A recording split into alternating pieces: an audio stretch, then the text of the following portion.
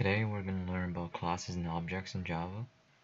Objects are just things you create to be manipulated by the program. In Java, a program can have several different types of objects. In this example, there is a book object with things that are used to manipulate the object. In this case would be get title, is on shelf, is fiction, and got a print. There's also a list of books object, also with things like search, add book, remove book, and sort by author to manipulate this object. Classes in Java are used to implement the objects aforementioned of any type. Instance variables in a class describes the current state of a given object, while method in the class tell the program how to manipulate the object. In this example, there are three instance variables, password balance, and a final instance variable named overdrawn penalty. These are used to determine the current state of the object you create. There are also methods that are used to manipulate the object, like constructors, which are used to construct the object itself, and there are also deposit and withdraw method, which are used to manipulate the object. Public, private, and static are keywords that modify classes and variables. A public class, method, or variable is accessible to all client programs. You can also not put a modifier, which makes classes, method, and variables accessible to all the programs in the same package. A private class, method, or variable are not accessible by all client programs. A static modifier indicates that memory allocation only happens once. Static variables values is shared by all instances of the class. We will discuss static method later. Methods in Java, except constructors and static methods, have a access specifier, return type, method name, and a parenthesis that have a parameter list. These are called the headers. There are many types of methods in Java. One of the methods is a constructor, which are methods that create an object of the class, which have the same name as its class. It also doesn't have a return type. There are default constructors with no arguments or parameters, like this. There are also constructors with parameter sets of instance variables, like this. To create an object with constructors with parameters, you have to input the values into those parentheses when creating the object.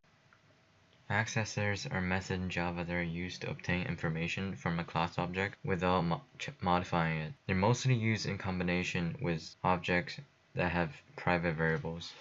Mutator methods in Java are similar to access method. Mutator methods in this case are used to change at least one instance variable of an object. They're also mostly used in combination with private instance variables. As we mentioned before, the static modifier in Java are used to indicate that memory allocation only happens once. Static methods are a method that performs an operation for the entire class. All the methods we have discussed previously are instance method that operates on individual objects of any given class. Static methods are different because they operate on the entire class. This is also why main method in Java is modified by static.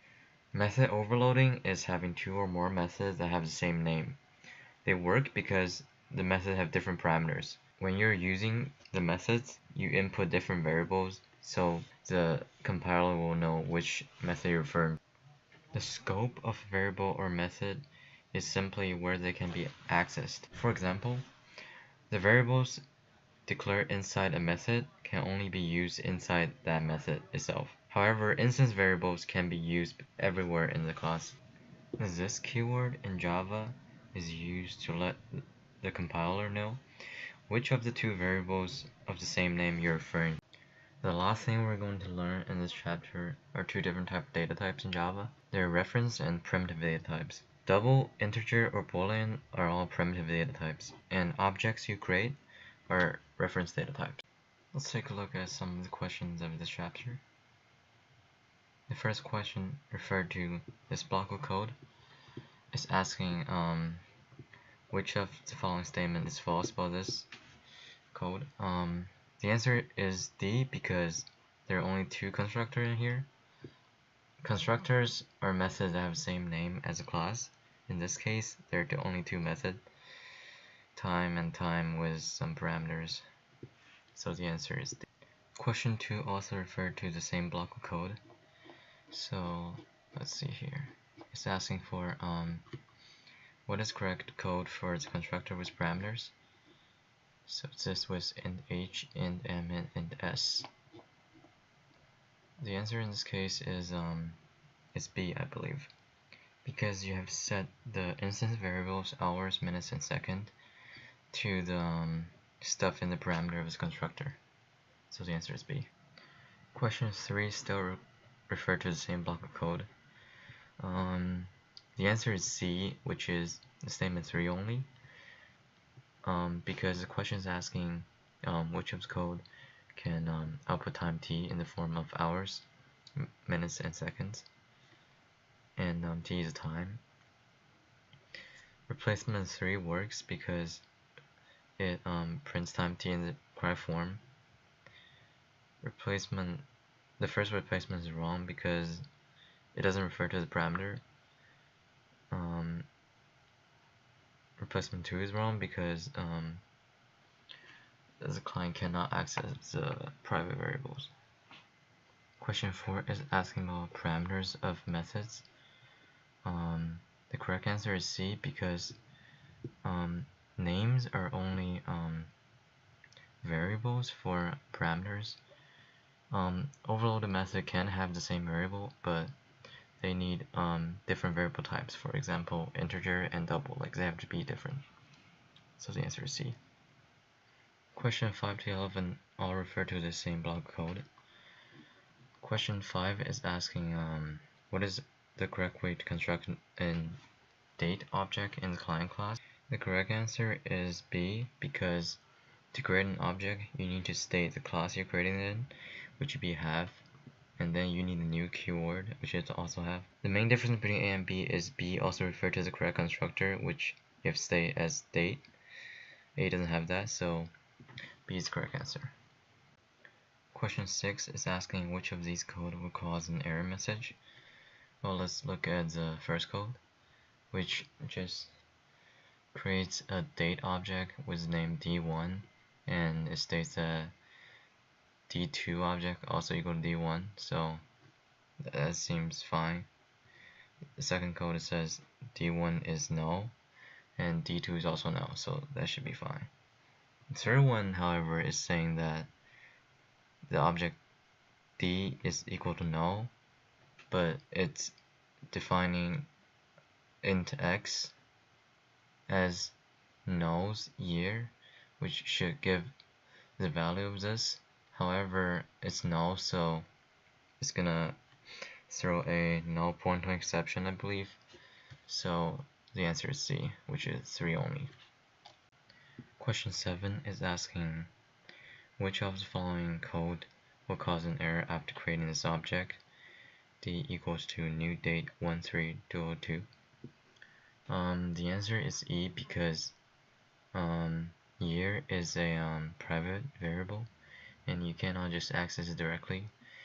You need to access it through an accessor, and you can just define the value of y equals to the year because it's private. For number 8, it's giving 3 codes and it's asking you which of 3 codes can work properly when you put it in the method. Well, the answer is actually E. So code segment 1 obviously works, and code segment 2 also works. Code segment 1 uses private instance variables directly. Well, since it's in the class, yeah, it works. And question 2, code segment 2 uses the accessor, so that also works. Code 3 works because this variable here actually refers to the date object. So we didn't learn much about toString method in class, but basically it makes it so that it will print it out, kind of. So the answer is C. Question 9 is giving you a new class and it's asking which of the following 3 code segment works as a replacement for this part of the code. The answer is actually A, so only code segment 1 works.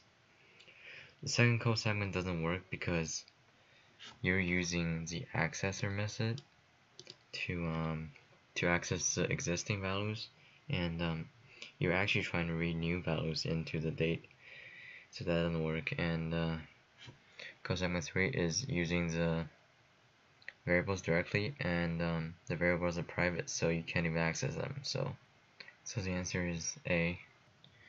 Question 10 is asking, how can you create another object in the date class that's exactly the same, have the same exact instance variables as object D1. Anyways, the answer for 10 is A. Because code 2 creates an object that's exactly the same as D1 because they use the exact same code, new date, MO, DA, and YR, so that's exactly it.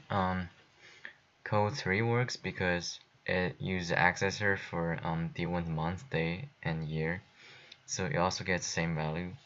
Code segment 1 doesn't work because that's not how you create an object.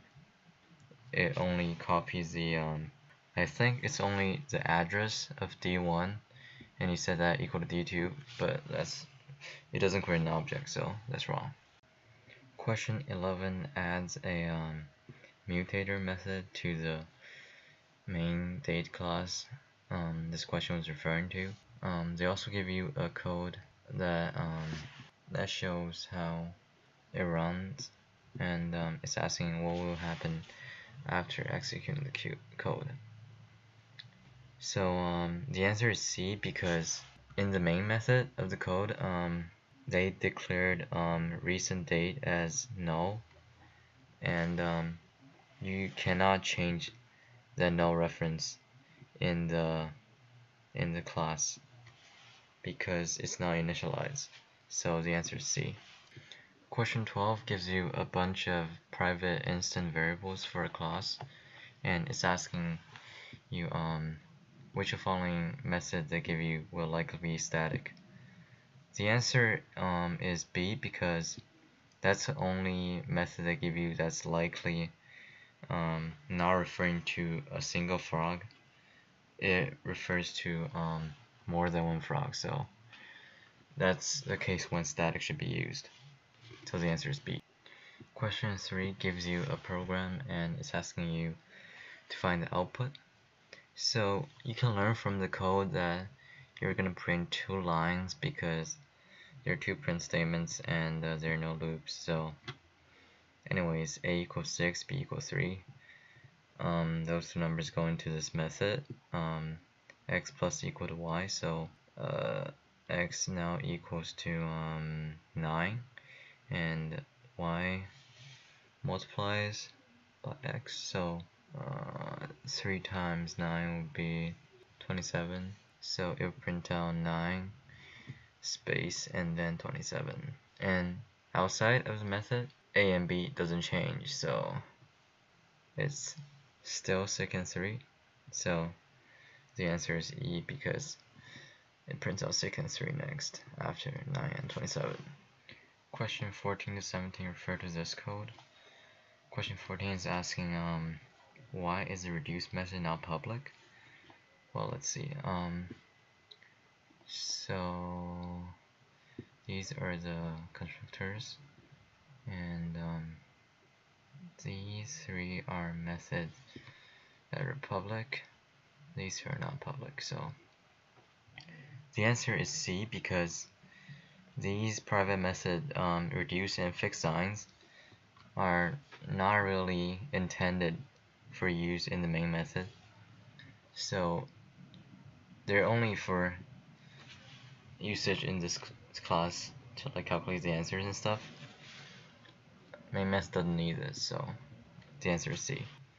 15 is asking which of the following ways of creating an object in the client class will cause an error.